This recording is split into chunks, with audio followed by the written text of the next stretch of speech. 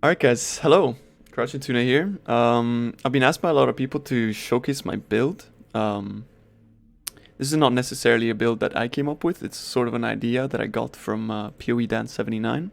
He's a fantastic PoE player, I think one of the best. He's the first person to ever kill Uber Elder and on hardcore. And he's also just a general fantastic theory crafter and a builder. For our Ascendancy, I chose to go with Harness the Void, because of our basically double dipping damage from physical into lightning into chaos, right? And then we chose Swift Killer so that we get frenzy charges and power charges as we're channeling, and it's just insane flat damage increase, right? It's just crazy that we can get these frenzy charges to 4 and that we can get the power charges to 4 just by channeling. So you can prepare yourself for a boss fight and you go in and you have full charges and you can just blast, right? Ghost Dance is also fantastic, right? Just more mitigation. And Escape Artist is by far, I think, one of the craziest things in the game at the moment. The fact that we're getting 36% increased cast speed from my Ghost routes is absolutely insane. Take a look at the tree. So as a Trickster, you want to start from here. You want to grab your crit. You want to go down to Fangs of the Viper, Lethal Assault, very nice. You could skip out on Lethal Assault and just like path through here instead and go down into Fangs of the Viper. That's very doable. We pick up the Jewel Sockets. Jewel Sockets are essentially how I fix my stats, my resists, and how I get more damage, right? I'm getting Dexterity on this one because I needed it, which apparently I don't need anymore, but you know, you learn something new every day. That's why we're calling it min-max, right? Every day we min-max. So we might be able to find a new jewel today with a nice suffix. But what you want on these is crit multi. You want at least one crit multi on every single jewel. Crit multi is just the be-all, end-all, best stat that we can get, aside from gain. But you cannot get gain on jewels, so this is where you want to fix your resistances in your jewels. As you can see, I have resistance. I have resistance here, fire and lightning. I have crit multi, increased energy shield, and corrupted blood cannot be inflicted on you. Very important, right? It's very important that corrupted blood cannot be inflicted on you because we don't use a staunching flask.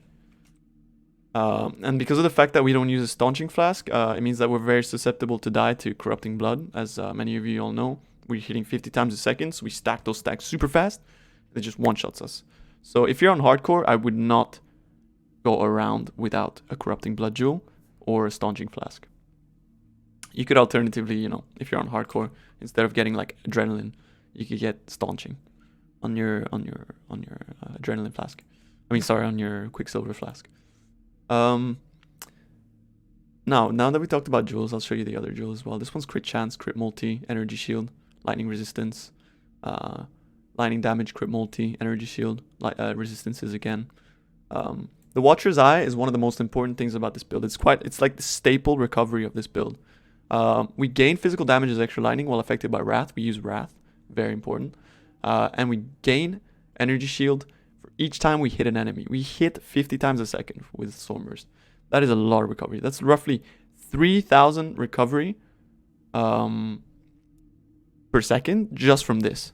On top of the fact that we're getting another roughly 2,000 recovery from this, right? So that's like 6,000 ES recovery roughly per second while you're hitting a boss, which is absolutely incredible. Like, it's just fantastic recovery. We are CI, so we're immune to damage, but we are low life at the same time because of our Coward's Legacy. I will link my profile in the description so you guys can go through it. This is not a beginner's guide by any means. This is actually quite an advanced build, and I do not recommend this for any beginners because it's very expensive, and also, you know, has the potential to be quite intimidating for people that have not really done crit builds or expensive builds or have synthesized items or things like that, right? Another thing we really like is Unnatural Instinct. Unnatural Instinct is just the most broken unique jewel in the game, right? This Unnatural Instinct you can see here. It gives us 26 spell damage, attack speed, cast speed, max life, which who cares, right? But movement speed, dexterity, intelligence, and 45 crit multi. Like, no jewel in the world can give you that much stats. And that's why we spend all these points to get here. It's 1, 2, 3, 4, and 5. But we do make use of Harrier as well. Harrier is very nice. So we're actually only wasting like 1, 2, 3, and 4. Which, for what we gain, is just, there's no better alternative on the tree to spend this many points, right? We take Potency of Will because it's a duration gem, right? The way that it works is when you're channeling Stormburst, they hit 1.4 times per... sorry, they hit... here, we brought up the wiki. Or did I go out of it? Okay, let's just bring it up again. So, Stormburst... the way that Stormburst works is quite peculiar, right? Because the balls hang around and they zap at a frequency of something like 4 times every second-ish.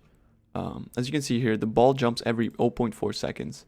The base duration is 1.2 seconds, but we extend that to 1.6 seconds with our Potency of Will, right? Right here.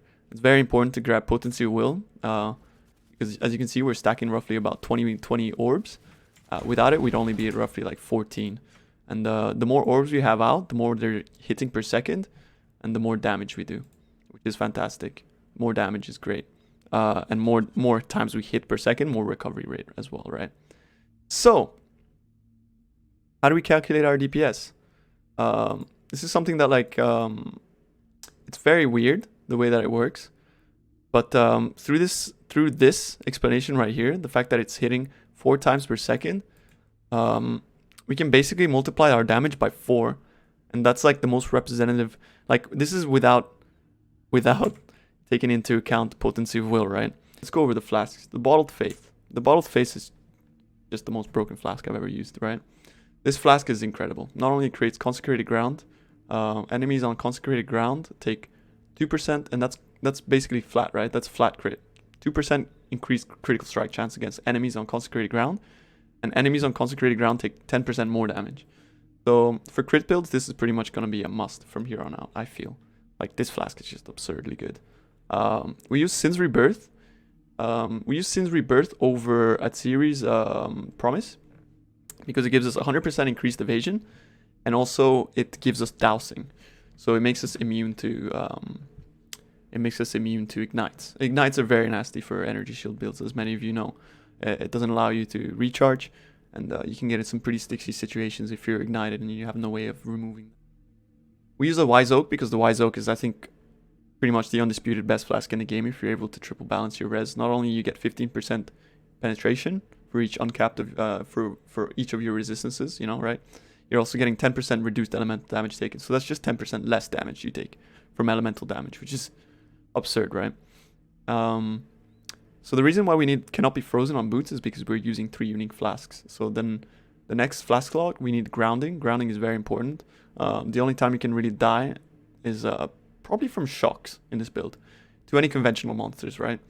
So you want to make sure you have grounding, so you're completely invulnerable. And I just have an alchemist's Quicksilver flask of adrenaline, so I can go fast.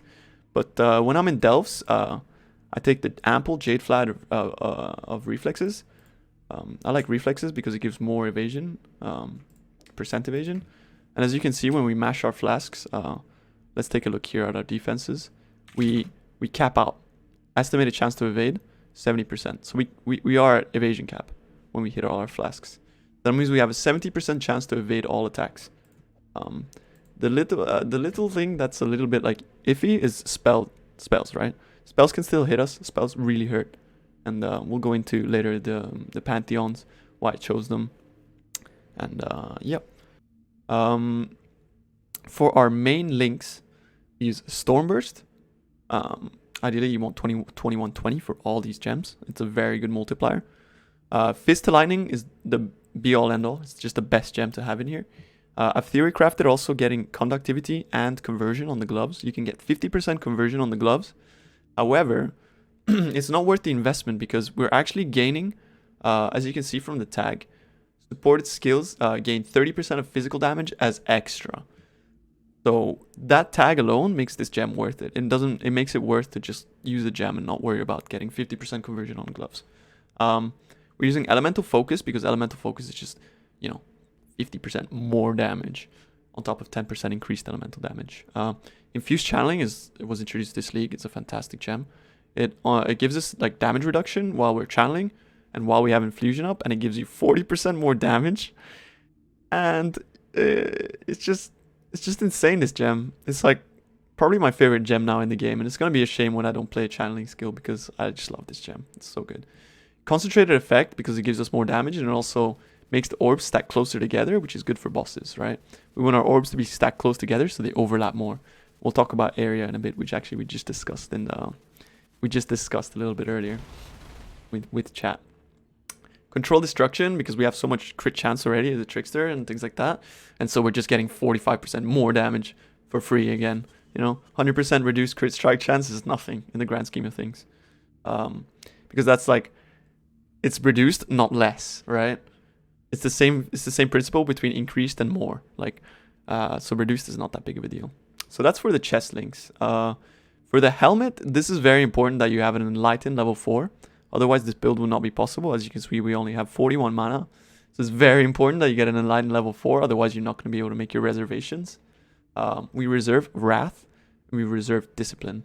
Ideally, you want a Val Discipline for those sticky moments where you're like, oh shit, I need to, you know, I need to recover, and you have no way to recover, and you just push that button and you get some really nice recovery, right? In our gloves, we went over this before, but I'll go over it again. We use Innervate. This gives us more damage, added lightning damage when we kill, and it also gives us an effective, you know, a 20% chance to shock, which is very important because we're using Ellie Focus, and shock, huge multiplier, and you want shock. So we have Orb Storms and Calling Strike. Calling Strike is just there to kill bosses off at 10% HP. And for the boots, we have Stormbrand, cast when damage taken. These two are like, they're by themselves. So they're not linked to these other two gems, but you know, they're linked because we bother on linking the boots. So Stormbrand, cast when damage taken. This is our very important for recovery rate because as I mentioned earlier, we have recovery rate from hits.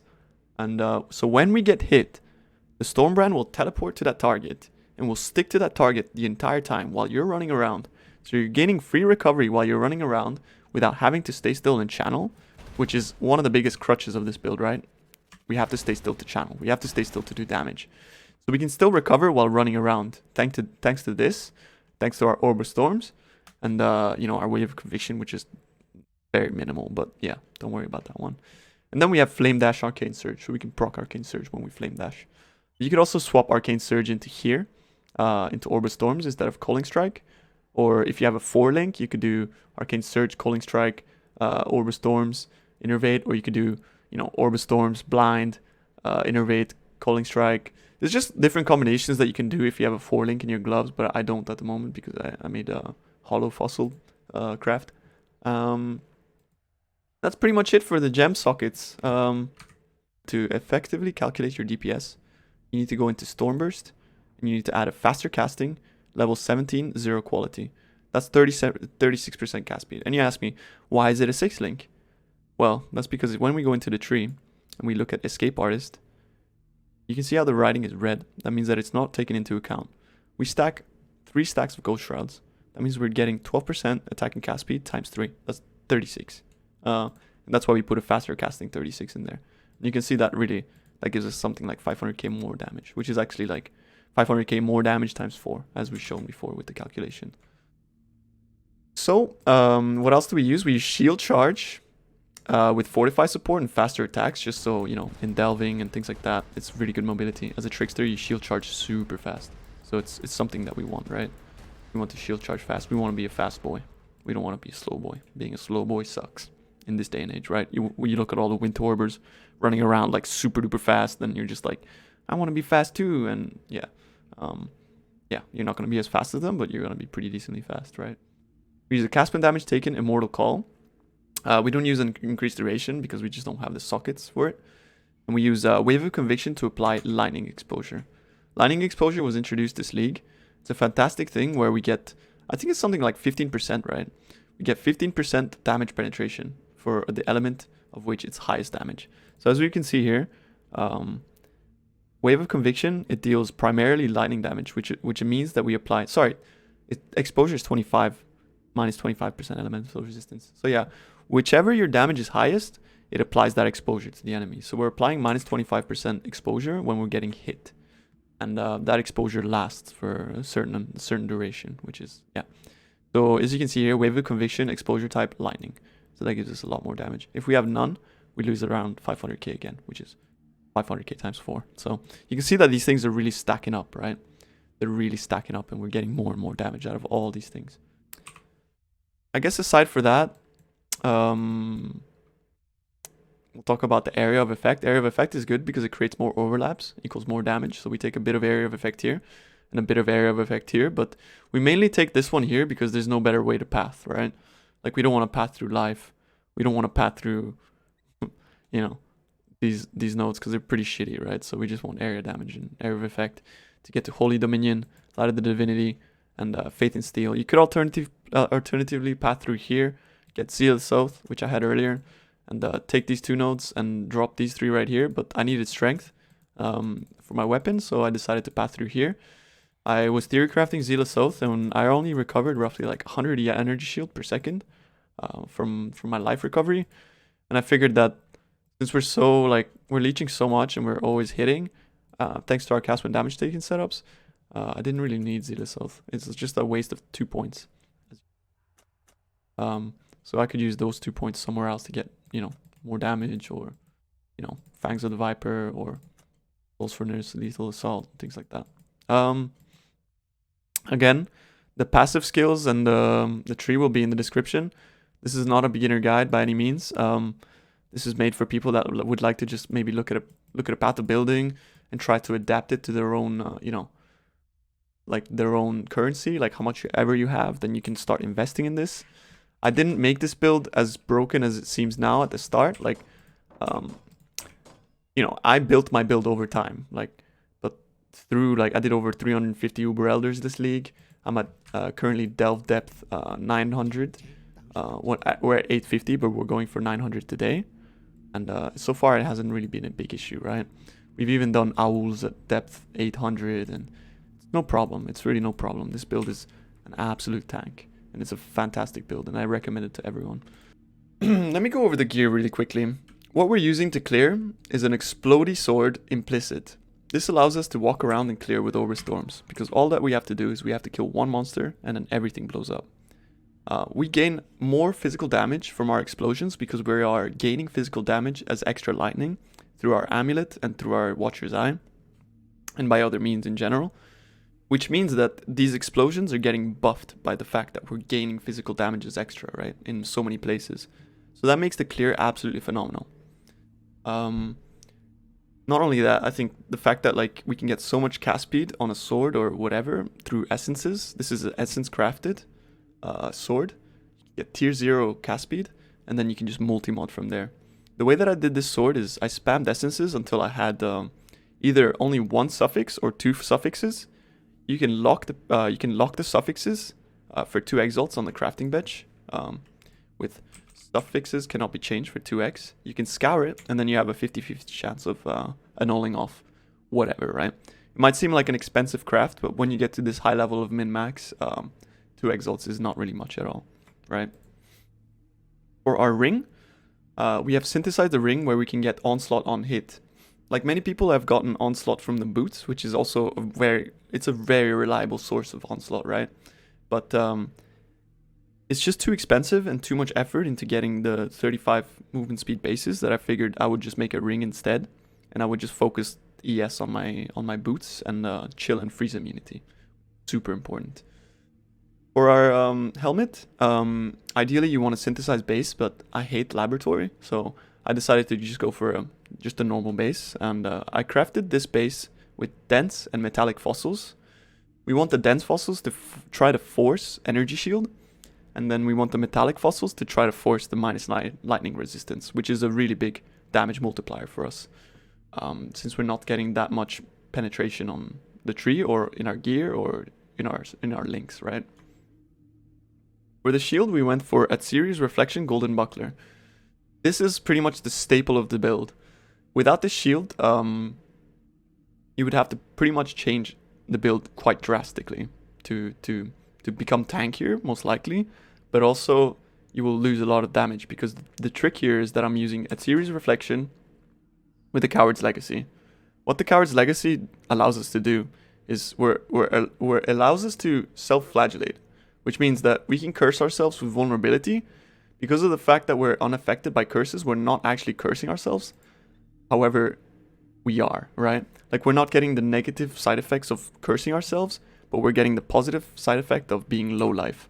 Being low life allows us to get just 30% more spell damage, which is pretty much equates to 30% more damage, right? Something like 25% more damage, because spell damage does not completely translate into more, right? But essentially, this allows us to get just a shitload more damage, right? And that's why I chose to go with the Coward's Legacy. And not only that, it gives you movement speed, attributes, and yeah, it's a chill belt. They're pretty cheap, which is why I was able to spam buy them and corrupt them. And yeah, I ended up with the critical strike chance while you know, during any flask effect, which is nice because, you know, our flasks are always up, especially when we're delving and things like that. Like, we're pretty much just getting a flat 40% increased critical strike chance. Ideally, you would want Wrath effectiveness. That's what I was trying to go for, but I corrupted something like 25 of the belts, and, you know, they're 100 chaos, right? So after 25 of them, you kind of gotta call it quits, and you gotta be like, all right, maybe that's too many, and you gotta stop. For our amulet, we crafted this one ourselves. This one's a gain fizz, damage penetration, global multi. The most important stats that you want on here is global multi and gain fizz. And once you have those two stats on there, you could have a territory stat like penetration or cast speed or, you know, crit strike chance, just anything. And then you want to craft spider on it. The reason why we want spider is because it essentially slows mobs around us, and it gives us a shitload more damage because we're stacking 3 stacks no matter what. Maybe not on like small mobs that get one shot, but we're actually getting the stacks where it really matters, right? We're getting the stacks on bosses, we're getting the stacks on tankier monsters, and we're getting the slow effect from it as well. So it's just fantastic. Being able to use to use aspect of the spider, we need to have reduced mana reservation here, 4%, and we need to have an enlighten 4 in our wrath discipline setup. Righteous fire is just there to have a little bit more burst, and it's, you know, it's not linked to these things, but it's just there. For our rings, we just want as much damage and as much ES as possible. Oh yeah, I forgot to say, make sure that you have a free prefix on your amulet, because you want the percentage energy shield. Percent energy shield is an incredibly powerful craft to get on amulets, and it's something that you really need if you want to be a tanky build, right?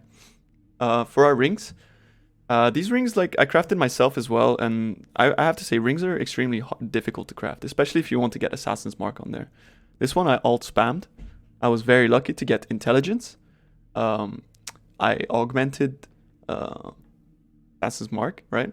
And then I regaled lightning damage to spell. So that was instantly like, I'm done. But this was after 1,500 alterations. So, you know, it's a very long and tedious craft, but it's also a very, very good craft if you actually hit the mods that you want. Ideally, you would want 12, right? We want 12 Assassin's Mark, but you can't be too picky in the end. For this ring, this one was really a pain in the ass to craft.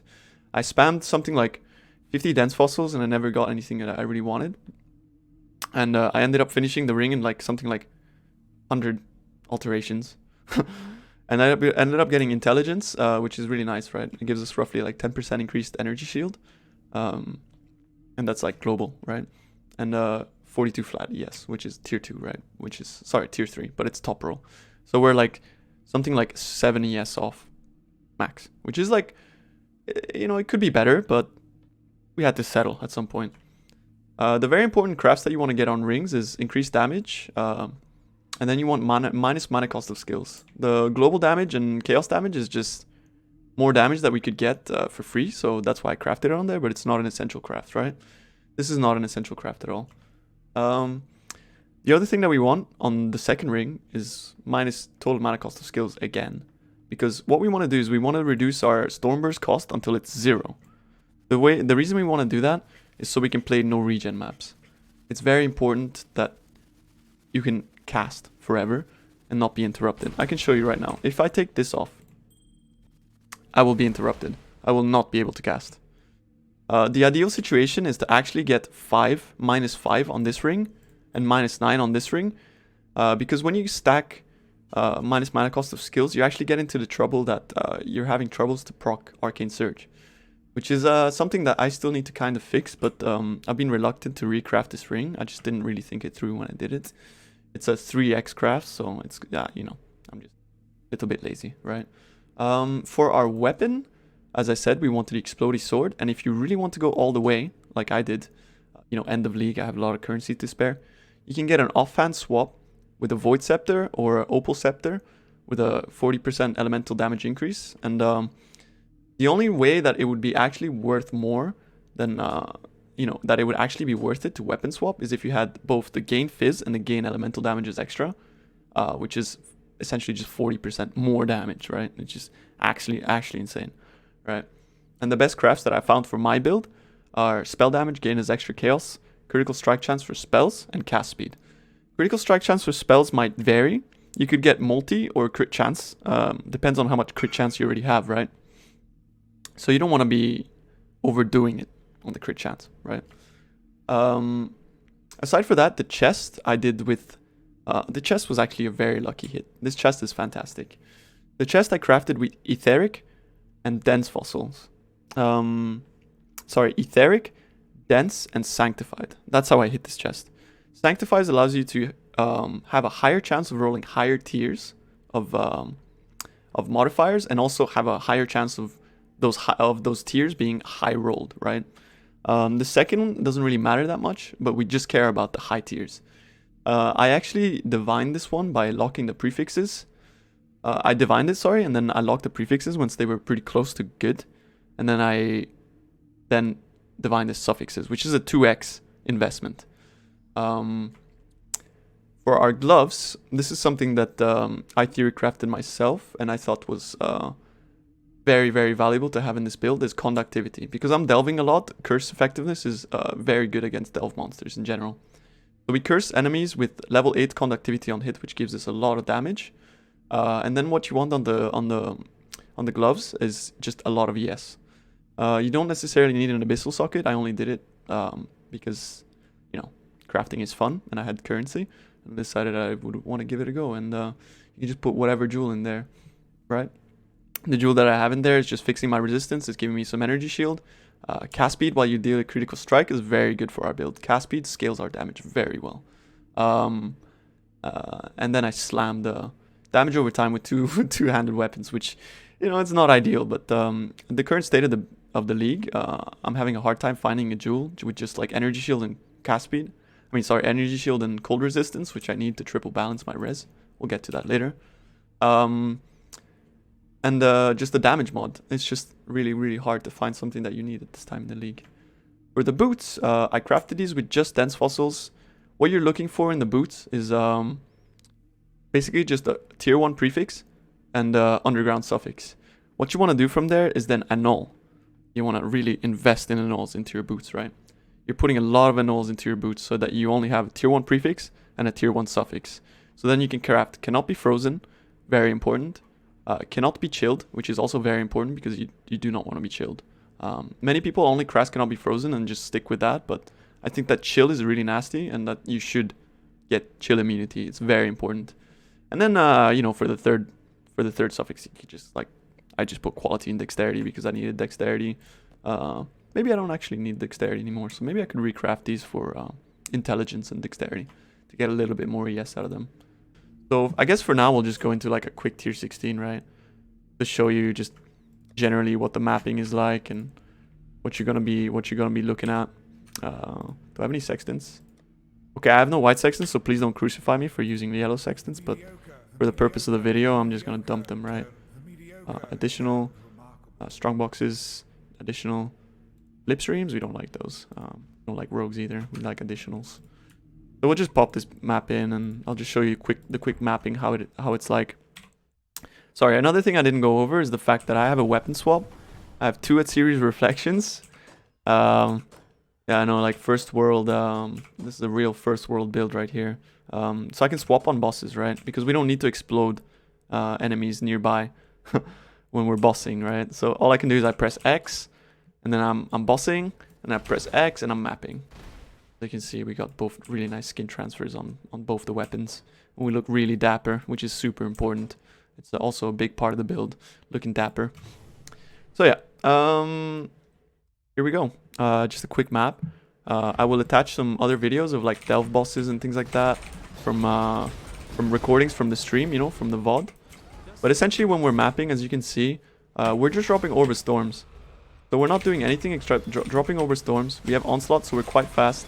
We run around and we make use of the physical contagion, which is absolutely insane, right? This league, these exploding weapons are absolutely insane. Not only they just explode everything, they don't lag like Elementalists do, which is kind of like why I hate playing Elementalist and Impulses in general. You can just run around and everything dies. The only time we really want to use Stormburst is when we have like a straggler, right? A rare mob that's hanging around and it's like, oh, you didn't die. Why didn't you die? Okay, I'll fuck you up, right? I'll fuck you up. Yeah, that's pretty much it for the build. This is kind of how we map. It's quite a fast mapper. I got to 100 with it. It wasn't a problem. I did use a Headhunter to get to 100 to make it faster for myself and more fun. Headhunter is extremely fun, so an item I recommend everyone tries at least once in their life. And yeah, that's kind of how we do it. I will attach Uber Elder kills and I will attach deep delve bosses, so you guys can get a clue of what it's like actually going against hard content. Because this build is not made. This build is not made to map, right?